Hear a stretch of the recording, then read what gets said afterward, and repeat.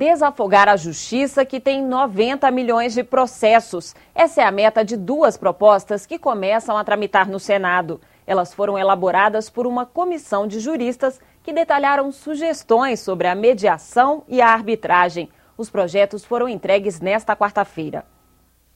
A arbitragem é usada para resolver grandes conflitos. Envolve geralmente questões empresariais e comerciais.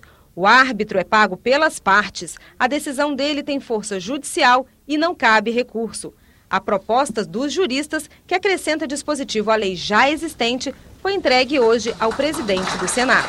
Ela prevê a possibilidade da arbitragem em conflitos que envolvam a administração pública. É o caso dos contratos para as obras da Copa do Mundo, das Olimpíadas e para a exploração de petróleo na camada do pré-sal. O objetivo é trazer mais confiança ao investidor estrangeiro. A medida também poderia ser aplicada para resolver conflitos entre sócios de uma empresa. A cláusula teria que ser criada pela Assembleia de Acionistas.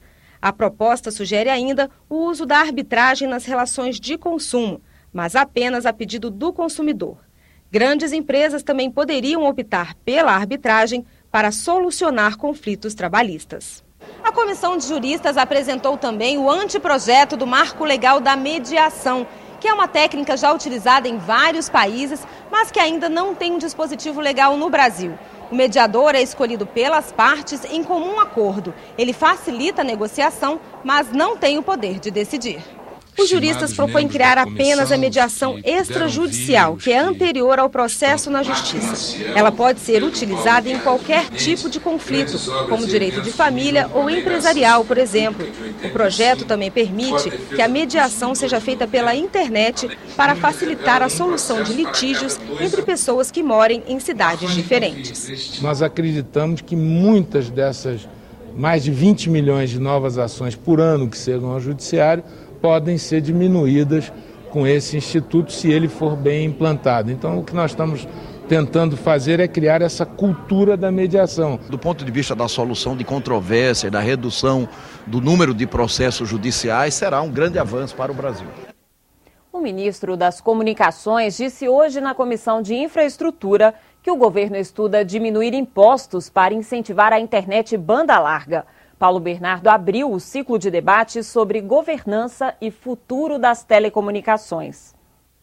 As telecomunicações no Brasil geram 210 bilhões por ano de receita bruta, empregam 500 mil funcionários e rendem 30 bilhões anuais em publicidade. No mercado online, o país ocupa o 5º lugar. Os próximos passos, segundo o ministro das Comunicações, Paulo Bernardo, são levar internet e telefonia para a área rural e investir na banda larga. Segundo Paulo Bernardo, para continuar crescendo, o setor de telecomunicações enfrenta duas dificuldades: infraestrutura deficiente e serviços de baixa qualidade. Aumentar a velocidade da internet, melhorar a qualidade da telefonia, melhorar o atendimento da TV por assinatura e, basicamente, o que precisa é muito investimento. O senador Walter Pinheiro cobrou do ministro o apoio para aprovar o projeto que unifica o ICMS. Segundo ele, o fim da guerra fiscal é fundamental para o desenvolvimento da telecomunicação. Comunicação é insumo básico para o desenvolvimento. Acho que nós não podemos ter a pretensão de tirar o ICMS em larga escala dos estados, até porque isso, com certeza, gera um problema, uma crise financeira nos mesmos.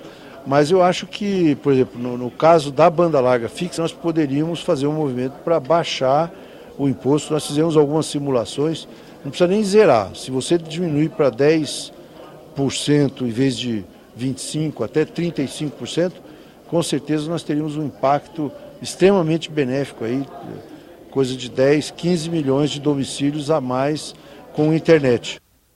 Essa proposta de unificar as alíquotas do ICMS, sobre a qual comentou o ministro, é tema de difícil acordo entre os parlamentares. Por lei, cabe ao Senado regulamentar a matéria. O repórter Dante Ascioli explica o projeto que tramita na casa. O ICMS é a maior fonte de arrecadação dos estados. Em 2012, foram 326 bilhões de reais, dinheiro pago pelos consumidores de produtos e serviços. Hoje, cada governo decide quanto cobra de imposto nas operações interestaduais A proposta, aprovada na Comissão de Assuntos Econômicos, tenta unificar a cobrança para acabar com a guerra fiscal. O texto está pronto para ir a plenário, mas, segundo o relator, ainda não há acordo com o governo federal. É uma proposta complexa, é difícil. São 27 regimes fiscais, portanto, cada estado tem uma especificidade, tem uma excepcionalidade ou dá um tratamento específico, né, para os seus negócios e, claro, os governadores preocupados com a arrecadação, né, com as suas receitas. O texto prevê a redução gradual do tributo. De 11% em 2014, a alíquota cai 1 ponto percentual por ano até chegar a 4% em 2021. Os senadores incluíram algumas exceções. Nas vendas do Sul e Sudeste com destino ao Espírito Santo e às regiões Norte, Nordeste e Centro-Oeste, a alíquota será de 6% no ano que vem, chegando a 4% em 2016. Nas operações do Espírito Santo e das regiões Norte, Nordeste e Centro-Oeste, com destino ao Sul e ao Sudeste, o ICMS cai de 11% para 7% em 2018. Outra exceção é para o gás natural. A regra geral é uma alíquota de 12%, o que beneficia o Mato Grosso do Sul.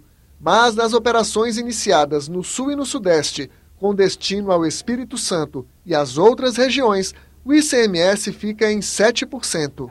Para este consultor do Senado, especialista em tributos, as mudanças dificultam a unificação do ICMS. Ela mantém uma diferença de alíquotas entre os estados mais ricos e mais pobres. Acaba mitigando um pouco a ideia do governo inicial de diminuir as chances de você fazer guerra fiscal. Reduzir a alíquota do imposto é apenas uma parte do problema.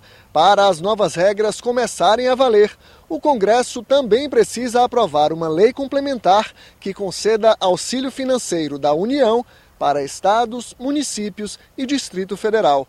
O dinheiro vai compensar as perdas de arrecadação com a mudança no ICMS. O relator da proposta na Comissão de Assuntos Econômicos acredita em uma solução negociada entre o Senado e o governo federal até o fim do ano. Basta que haja vontade política para votar. Se existir vontade política, vota tudo. A Comissão de Constituição e Justiça discutiu a proposta do orçamento impositivo, mas a votação ficou para a semana que vem.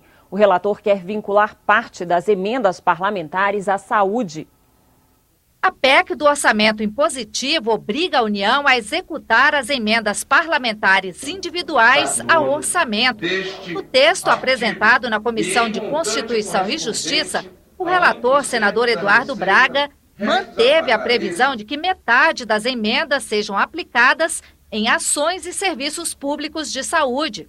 Os recursos não poderão ser usados para pagamento de pessoal e nem em cargos sociais. Além disso, o senador Eduardo Braga incluiu no texto da PEC uma vinculação progressiva da receita corrente líquida da União para o setor de saúde. A intenção é atingir um percentual de 15% em 5 anos. Pelas regras atuais, a União aplicaria em 2014 90,1 bilhões de reais em saúde. Esse montante subiria para 96 bilhões já em 2014.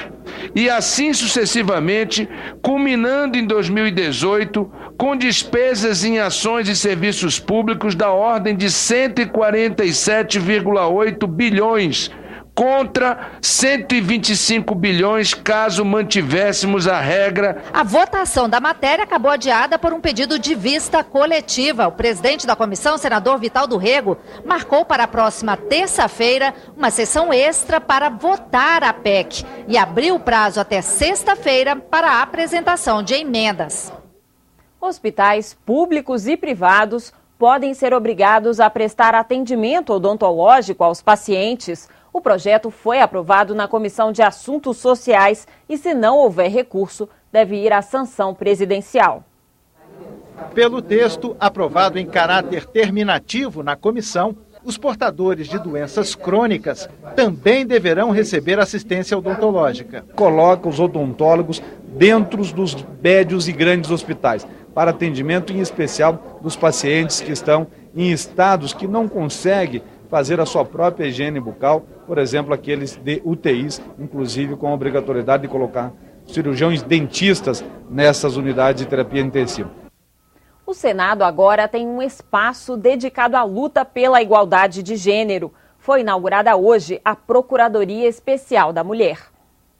Senadores, deputadas e servidoras acompanharam a inauguração da sala da Procuradoria Especial da Mulher. A senadora Vanessa Graziotin, primeira a ocupar o cargo de Procuradora da Mulher, disse que vai trabalhar pela igualdade de gênero dentro e fora do Senado, na luta contra a violência, por igualdade de salários e pela participação da mulher na política.